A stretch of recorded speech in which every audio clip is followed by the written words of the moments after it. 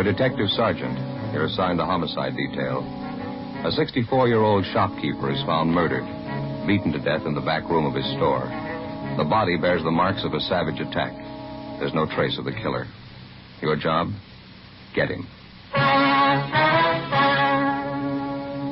How does Fatima compare with other king-size cigarettes? Fatimas are the same length and circumference, 85 millimeters long, 1 1/64 inches around.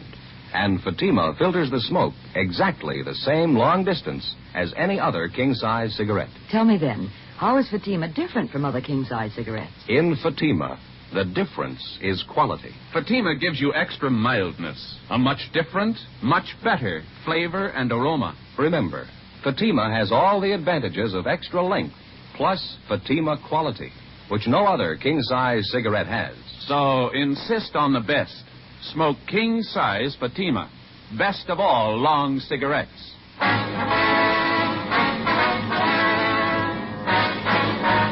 Dragnet, the documented drama of an actual crime. For the next 30 minutes, in cooperation with the Los Angeles Police Department, you will travel step by step on the side of the law through an actual case transcribed from official police files. From beginning to end, from crime to punishment, Dragnet is the story of your police force in action.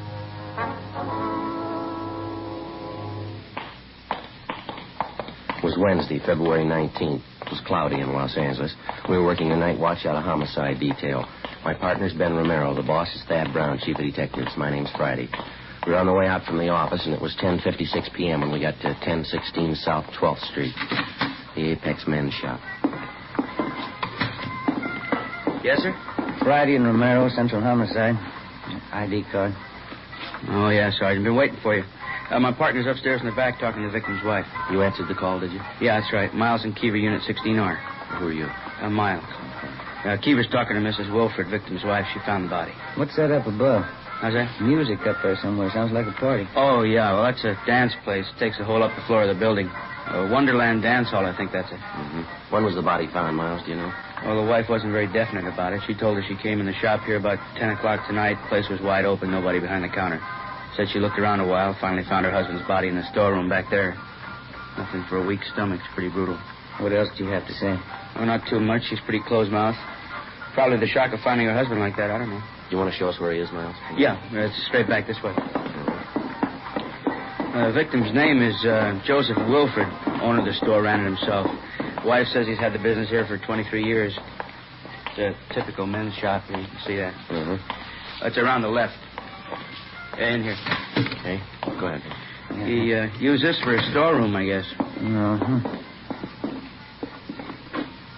Well, that's it. As far as we know, the body hasn't been touched. Yeah, sure took a terrible beating. An elderly man, huh? The wife said he was 64 last birthday. She couldn't think of any enemies he has. Anybody want to do this? Where'd he keep his cash? Did she tell you that? No, cash register, I guess. Can't be sure till Leighton Prince gets here. Yeah. Did you call the crime lab yet? I'm waiting for you fellas. You want to call him now? Would you mind? Oh, sure, sorry. Say, you might as well call the coroner while you're at it. Tell him there's no big rush. Yeah, right. Take a look around here, Joe. Looks like a tornado ripped through. Yeah. Chair overturned. Clothes all over the floor. Yeah. Come here, Ben. Mm-hmm. Look at the body. Yeah? His arms tied behind his back. Ordinary clothesline robe. What's that cloth knotted around his neck? I don't know. Looks like it could be a woman's slip, doesn't it? Mm-hmm. Whoever it was, they weren't taking any chances he'd live through it. The wounds on the head here, the neck, see? Yeah. Looks like he was stamped on by boots, something like that. Maybe a narrow heel. Sure brutal. Doesn't look too much like a robbery motive. Not from the beating he took, anyway. Huh? Looks like he might have had a taste for art. All over the wall here. Pin-up girls, fancy calendars. I got the crime lab, Sergeant. On the way out. Oh, thanks, Miles. Notified Deputy Coroner. Anything else I can do for you? Yeah, would you mind getting the wife down here, Miss Wilford? We'd like to talk to her. Sure, right away. Thank you. How's she feeling? Any hysterics? No, she's pretty quiet. She went upstairs to rest. A couple of housekeeping rooms up there. Guess that's where she and her husband live. Well, tell her she doesn't feel too well. We could come up there and talk to her. Right, Sergeant. What do you think? I don't know. We'll see what the crime lab can come up with. We can start checking around the neighborhood after we talk to the wife, huh? Mm-hmm. Let me take a look here. What's that, then? It's funny. Not much place in the haberdashery for things like this, huh? A woman's nightgown. black lace, huh? Mm-hmm. Packed in a gift box. Is that a card there? Yeah, see if we can read it without touching it. Mm-hmm. Says, to a beautiful girl, you've been away too long, hoping we'll never be parted again. It's signed Joseph Wilford. Seems a little funny, huh? Yeah, it does. Maybe his wife's been on a trip. He's going to give it to her as a present. When's the last time you gave your wife a black lace nightgown?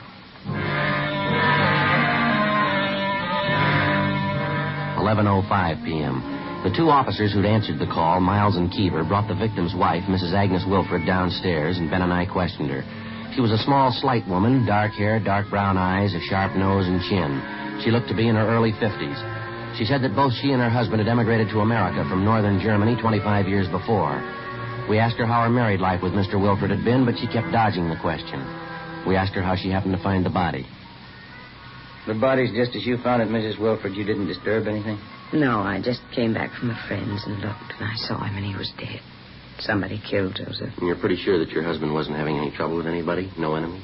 No, he didn't have any enemies not to do this. Yes, ma'am. You lived upstairs in the back of the store with Mr. Wilford. Is that right, ma'am? And for a long time, yes, we lived upstairs in the rooms. It was nice. Saved money for rent. Well, do you have any idea at all why your husband's dead? Why somebody'd want to kill him? There was money in the store. They'd kill for that. You're policemen. People kill for money, you know that. Well, do you know where Mr. Wilford kept his money, ma'am? There was a wooden drawer on the table in the back room. He would keep the money there. But I looked when I came in first. It was empty. Well, was there any money in that drawer tonight? Do you know that?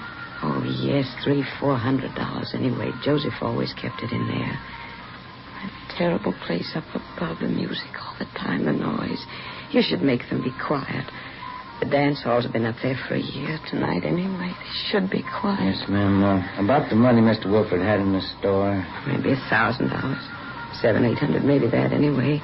And then his wristwatch he had on, that's gone, too. Well, can you give us a description of the watch, Mrs. Wilford? What make it was, what it looked like? Oh, yes, I can give that to you. It's white gold, expensive. It's writing on the back, Agnes to Joseph. On birthday, I gave it to him. Have you been away from your husband recently, ma'am? I mean, on a trip or anything like that? No, I haven't been away. Why? Well, we don't mean to upset you at a time like this, but would you know if your husband had any women friends? Miss Wilford? If you have a cigarette, I'd like one. Oh, yes, ma'am. Here you are. Thank you very much. Thank you if you like, miss. Thank you.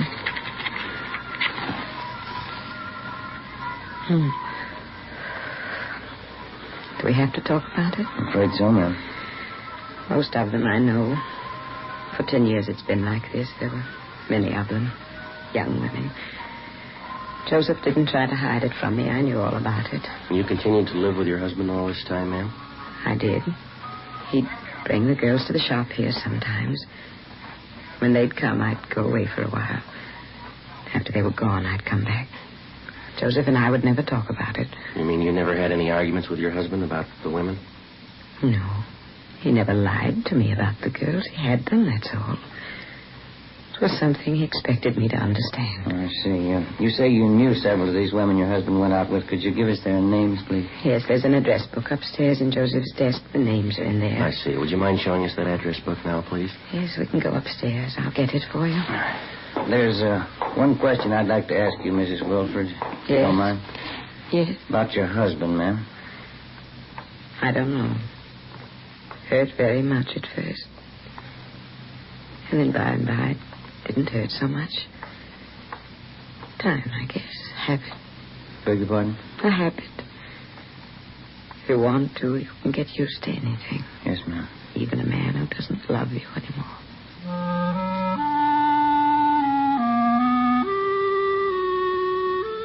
We went upstairs to the housekeeping rooms where Mrs. Wilford gave us her husband's personal address book. She also gave us a description of his wristwatch, which had been removed from the body, along with the name of the jeweler who'd sold her the watch. It was a Hamilton with a diamond-studded dial. The crime lab crew arrived downstairs and began their routine investigation. We finished questioning the victim's wife, and then we started checking the neighborhood. Only a few of the stores in the area were still open. We found only one possible witness, a newsboy, who told us that he'd seen an attractive dark-haired woman enter the store earlier in the night at about 8:30 p.m. His description of her was only sketchy. Another hour of checking the neighborhood, and we went back to the store. Lieutenant Lee Jones and the crime lab crew finished checking over the entire layout. They went back downtown to give a thorough examination to what physical evidence that they'd found. The deputy coroner arrived and removed the body. Together with Hubka and Forbes from Homicide, Ben and I spent most of the next day checking with store owners in the immediate neighborhood of Wilford's haberdashery. They could tell us nothing we hadn't already found out. We got the description and serial numbers of the victim's missing wristwatch, notified the pawn shop detail, and got out a broadcast on it. 3:45 p.m. We checked with the office. We got a slow enough start on this thing, huh? Everybody tells us the same story. Yeah, seems to be pretty common knowledge. He had a lot of girlfriends. Guess we better start checking out the names in that address book, huh? Yeah. Sure beats all, doesn't it, Joe? What's that? Mrs. Wilford, 10 years, her husband's dating other women right in front of her. It isn't normal. Can't see why she didn't just pack up and leave. It's kind of hard to figure at that. Maybe she was still in love with him. I wonder how Forbes and Hubka made out. I'll check the book, see if we've got a call. Okay. Let's see. No? No word from him, huh? No, Lee Jones called from the crime lab. Wants us to check with him. I'll call him. Okay, fine. 2667, please. That's right. Guess we better check with the morgue, too, huh? See if they got the body posted yet? Yeah. Hi, Lee. Romero. Where was it? Did you get the name? I see. All right, well, bye. What do you have? Lee talked to the coroner already. Wilford died about 9 o'clock. Cause of death was strangulation. Mm-hmm. How about those wounds on the head and on the neck? That didn't do it. The cloth tied around his neck. It was a woman's slip, all right. Yeah. Did you pick up anything off it? Any laundry marks? He did better than that. Yeah? He got the name of the laundry. After checking for all stains and markings on the woman's slip, which had been found knotted around the murder victim's neck, Lee Jones had examined it under a special fluorescent light. He found a type of marking used by only one large laundry service in the city. We checked with the managers of the laundry company and found that the slip had been cleaned by them for a Miss Elise Dressler. She had a North Hudson Street address. We started checking on her. The first lead came from the dead man's personal address book. We found the name of Elise Dressler listed along with her address and telephone number. There was a single word scribbled beside her name and enclosed with parentheses. It said Max. That was all. 5:42 p.m. We drove out to the address, a Spanish-style apartment house on North Hudson. We rang, but there was no answer. The apartment manager told us Miss Dressler worked as a dancer at a nightclub on West 7th Street. Ben and I drove to the club, a high-priced theater restaurant which was newly opened. We were told Elise Dressler wasn't due there until 9 p.m. We had a couple of ham and cheese sandwiches and some coffee at a lunch counter, and we checked back at the club a few minutes past 9. The show was already started. We located the Dressler girl in her room backstage. She was a tall, fairly attractive blonde. We started questioning her. Can you tell us where you were last night, miss? Yeah, all right. Here I work every night but Monday. We close then. What time did you get here last night? Just about 8 o'clock. I had something to eat, and then I changed in my costume and went to work. Do you know if Mr. Wilford had any enemies? No. Maybe somebody he was having trouble with? No, maybe that wife of his. It's none of my business. I wouldn't know. You can't think of anybody at all that might want him out of the way. No, I don't think so. He and Max Hollins had some arguments, but that's the only time I saw Joe mad at anybody. Who's this Max Hollins? He's the man who arranged for me to come out from New York. Joe and Max have been friends for a long time. What were the arguments about, Miss Dressler? Do you remember? Yeah, about me. You see, Max brought me out here, and I suppose at first he thought he owned me. He didn't think I should go out with any other men but him. Max is stubborn sometimes. Well, so am I. I like Wilford, so I went out with him. I went out with Max, too. Now, these arguments they had about you, would you say that they were pretty mad at each other, Max and this Mr. Wilford? Only last week, Max was very angry with Joe, but I think he got over it. Could we talk together later? It's almost time for me to go on. I'll better get outside. Oh, sure. Excuse me. Yeah, I'll get it. Okay. We'll wait backstage here for you, Miss Dressler. Is that all right? Yeah, fine. Oh, that's all right. I still have a few minutes. Well, how about the last time you were in Wilford's store, Miss Dressler? Can you remember that? Not exactly. At least 6 months ago. I hardly ever went to see Joe there. Did you ever have any occasion to leave any clothing with Wilford in his store, maybe for cleaning alteration? No, I never left him. Maybe it's possible they could be there. How do you mean? Well, I had some nice slips, you know. First I sent them out, but Joe said he knew a very nice French laundry to do them. He'd come to my place, pick them up, and then take them to the laundry. Maybe he could have left them in his shop one day. Well, would anybody besides yourself have access to the clothes in your apartment? Maybe a roommate? No, I live by myself. I have the only key to the door except Max Hollins. He's got one. He lives in my apartment house, the upstairs floor. Nobody else had the key. Did you send any clothing to the French laundry with Mr. Wilford recently? Yesterday I did. 2 nice slips of mine. But Joe Wilford didn't call for them. I sent them over with Max. How'd that happen? Max said he might as well take them. He was going down to that neighborhood by the haberdashery. Oh? I wanted to see Wilford anyway. Max said he wanted to fix up their argument. We continued questioning the Dressler girl after she finished her first act at the theater restaurant. She told us that she hadn't seen Max Hollins since early the day before. She was taken downtown where she gave us a full statement. Further questioning got us the information that the argument between the two men, Joseph Wilford and Max Hollins, over the affections of Elise Dressler was far from settled at their last meeting. The girl admitted that it was a serious argument and that it ended up in a fist fight between the two men. She said Max Hollins was out of town for the night, but that he'd return early the next evening for work. He was employed as manager of a room service department at a large downtown hotel. 11:30 p.m. Ben and I drove back to the apartment house on North Hudson, and together with the building manager, we checked Max Hollins' apartment. We found nothing. The manager told us Hollins' car was parked in the apartment garage, so we went down and gave it a routine check. Under the front seat, we found a paper bag with a pair of gloves in it. There were bloodstains on both gloves. We dropped them off at the crime lab for examination. At 6 o'clock the following night, Ben and I went to the room service department of the downtown hotel where Hollins was employed. Sorry, sir. Mr. Hollins is late this evening. He should be here pretty soon. He notify you he'd be in late? Well, he called, yes. Probably be here in 10 or 15 minutes. I'm his assistant. Can I help you? No, it's all right. We'll wait. All right. Pardon me. I wonder if we could look at your wristwatch, please. Well, surely. It's just a few minutes past No, 8. we just want to look at the watch if we could. Oh, sure. Here. Could you take it off? I'd like to look at the back of it if it's all right. Sure, that's all right. Here. Nice looking, isn't it? Just got it yesterday. That's so. Same engraving. Agnes to Joseph. Where'd you get this watch, sir? Why, what's the matter? Where'd you get it? Max Hollins. He sold it to me.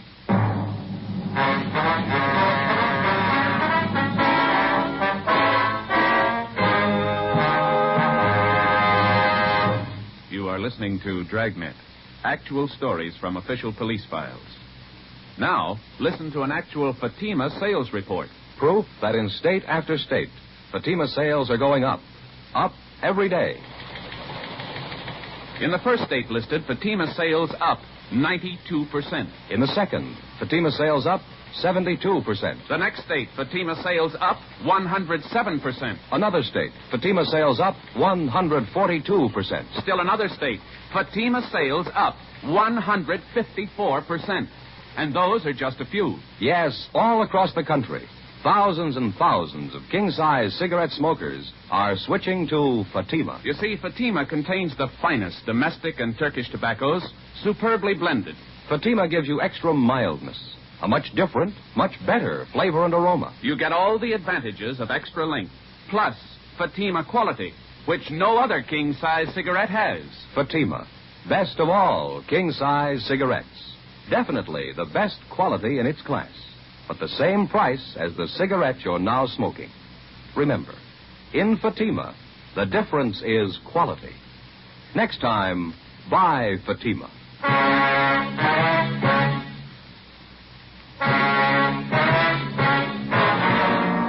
February 21st, Friday, 6:30 p.m. We called the office and notified them that we'd located the wristwatch taken from the body of the murder victim, Joseph Wilfred. A stakeout was placed on the North Hudson Street apartment house. Ben and I stayed on at the hotel waiting the return of the murder suspect, Max Hollins. We talked to his assistant and found out that Hollins had a room in the hotel where he could sleep whenever he was called on to work late at night. 6:55 p.m. We called the office back and asked for a couple of men to be sent over to check the suspect's room. A few minutes later, Hollins himself showed up for work. Apparently, he'd been doing some drinking. Ben and I questioned him at his desk to stall for time until the men from the office could get to the hotel and make a thorough check of the suspect's room. Hollins was kept busy on the phone taking room service orders from the hotel guests. In between calls, we talked to him. I left Elise in the apartment, and then I took the few pieces of laundry she had and dropped them off at Wilfred's store. It was about 6 o'clock Wednesday night. You mentioned to the Dressler girl you wanted to see Mr. Wilfred. You wanted to patch up an argument you'd had with him? Yes, I just wanted to make sure he didn't have any bad feelings about it. Really wasn't much of an argument. How long did you stay at Wilfred's store, Mr. Hollins? Do you remember that? 20 minutes, maybe a half hour. We talked, and we had a glass of wine in the back room. No, it was upstairs. We drank the wine, and everything was all right. I guess it was about 6:30 when I left the store. It was all right then. Well, did anybody come in the store while you were there? No, there was nobody. How about Mrs. Wilfred? Was she in the store at all during the time you were there on Wednesday? No, he said she was gone for the day. She'd be back later on. We finished our talk, then I left. It was the last time I saw Joseph. It was a terrible thing for somebody to kill him. Excuse me again, please. Yes, sir. Go ahead. Room service, may I help you, please? Yes, sir. Yes, sir. Well, could I suggest the Palace Court salad? Very nice, yes. Half of artichokes filled with fresh crab meat, a Thousand Island dressing garnished with slices of avocado. All right, sir. 2 orders. Some consomme? All right. French rolls, coffee, and brandy. 8:13. Yes, sir, right away. Fred, this order for 8:13. Yes, Mr. Hollins? That's Mr. and Mrs. Morrow, 8:13. Make it quickly, please. Yes, sir. One of the best men I have, Fred. We keep a very high standard in our room service, only the very best. They're all Geneva men. Yes, sir. Something else we'd like to find out. 21 years ago, I came here to the hotel. It was nothing. They were serving garbage. Bad service. Very bad. I built our staff one by one. I did it. There's our staff list there. Finest waiters in the country. Henry Sanchez, Fred LaSalle, Conrad Lutz, Joe Zwick, Yes, sir. and Elmer Creighton. He waited on the president when he came to visit here from Washington. The president thought so much of our service, he wrote a letter to Elmer later on. No argument at all. I had the best men in the country, the best food. 21 years to make it like it is. I did it all myself. I understand you and Wilfred were old friends, Mr. Hollins. You knew him quite a number of years, is that right? Most of his life, yes. I knew Joseph in the old country. We came from the same town. Terrible thing that's happened. I always liked Joseph, a good friend. What about these arguments you had with him lately about the girl, Elise Dressler? They amount to anything? No, but it showed something typical of Joseph. Maybe it was the business he was in. Dollars. It's all he thought about. The big dollar. He knew he had more money than I did. He thought he could do anything with it. How do you mean? About the girl, Elise. I took a visit to the old country 3 years ago, Strasbourg. That's where I learned my trade, from the best maitre d's in Europe. Mm-hmm. I met Elise on my way back in New York. You can check up on all my background. I worked at the Grand Hotel in Brussels. That's when it was the best. I was at the Carlton in London. Then I went to Venice, the Hotel Danielier. After, I went to the Hotel Majestic in Cannes. Yes, sir. What would that have to do with Miss Dressler? Very nice girl. We liked each other. When I came back here, I arranged for her to come out from New York. Took care of everything. I thought I'd like to marry her when she came here. And how about it, Hollins? You want to tell us now? Sir? Did you kill Wilfred? Excuse me, please. Room service, may I help you, please? Yes, Mr. Sutter. Dinner for 12 tomorrow night in your suite. Your wife and I made up the menu. Certainly, Mr. Sutter. I'll check it over for you. Let's see. We serve caviar with Cluny to start with. Then the soup, consommé madeleine. And with the soup, amontillado. Yes, sir, that's Spanish. Then crab legs, Saint-Denis. Sir? Saint-Denis, that's crab legs rolled in breadcrumbs, fried in butter, served in a terrapin dish with bechamel sauce. After that, the Chateaubriand with truffle sauce, soufflé potatoes, small green peas français, and with that we serve Ponte Cornet 27. Dessert, we shall have peach flambé, coffee, and liqueurs after. Yes, sir. Henry Sanchez and Conrad Lutz. They'll serve it. Thank you. Thank you, Mr. Sutter. Good night, sir. Real gentleman, Mr. Sutter. He knows how to give a dinner party. The old school. Not so many of them left now. It's not like it used to be. People aren't the same anymore. Oh, yes, Fred. What is it? A message for the officers here. Sergeant? Oh, thank you. Excuse us a minute. Oh, good. What is it? It's from Forbes. We checked his room in the hotel. I didn't find anything. Better get him downtown, huh? Yeah. Hollins, we'll have to ask you to come downtown. Oh, yes. Get my top coat on here. There. Out this way, Sergeant. You park your car in the hotel garage? No, sir, outside on 10th Street. You can go out the side door then. This way. It's starting to rain. Do you both have your top coat? Yeah. Yes. Well, let's go. We're parked right down this way. What did Elise say? Elise Dressler. She said you had a fight with Wilfred. You went to see him the same day he was murdered. Yes. It's terrible. It's too bad. Might as well tell you, sir. We've got the evidence. Quite a bit of it. All points to you. Oh? How is that? Well, the pair of gloves you were wearing, we found them. The wristwatch you took off the body, we found that, too. Yeah. You want to tell us about it? I didn't use good sense. I didn't know what to do when I went to see him. But I didn't have it in my mind to kill him. God knows I tried to talk to him. I asked him, please, to stay away from Elise. I asked him as a friend. Yes, sir. All he said to me was, Max, I give her presents and she likes me. I have the money to give her what she wants, Max. You haven't got the money. That's what he said to me. You had a fight with him then? No, there wasn't any fight. I'm not sorry. I killed him, but I'm not sorry. You want to give us a statement about it downtown? I suppose. I'm not ashamed of it. All right, let's go. Down this way. Any man would have done the same. How could you hear such talk and not kill him? How about the wristwatch you took off of him, the money from the drawer? I wanted to hurt him more. Even after he was dead, after I beat him and beat him. I knew it would be the worst way to hurt Joseph, to take his money. Here we are. In the back out. Yeah.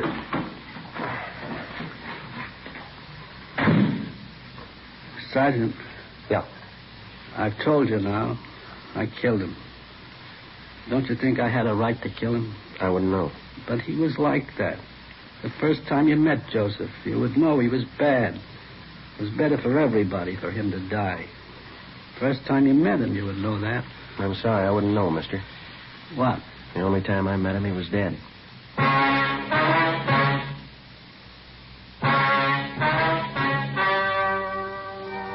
The story you have just heard was true. The names were changed to protect the innocent. On June 4th, trial was held in Superior Court, Department 89, City and County of Los Angeles, State of California. In a moment, the results of that trial. And now here is our star, Jack Webb. Thank you. Friends, with your permission, I'd like to speak to our good friends, the cigarette dealers, listening in tonight. A few minutes ago, we read you some figures from our latest Fatima sales report. The fact that coast to coast, Fatima sales have enormously increased is extremely important to you as a dealer. It means that more of your customers are now enjoying Fatima quality than ever before. You can do yourself and your customers a big favor by making sure you always have enough Fatimas to meet the ever-increasing demand. Thank you. And friends, remember that Fatima gives you all the advantages of extra length plus Fatima quality, which no other king-size cigarette has. Tomorrow, ask your dealer for Fatima. Best of all, king-size cigarettes.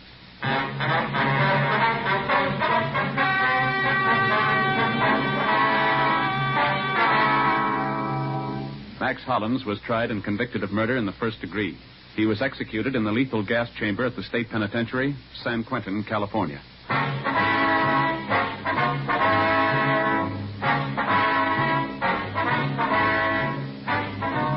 You have just heard Dragnet, a series of authentic cases from official files. Technical advice comes from the Office of Chief of Police W.H. Parker, Los Angeles Police Department. Fatima Cigarettes, best of all king-size cigarettes, has brought you Dragnet, transcribed from Los Angeles.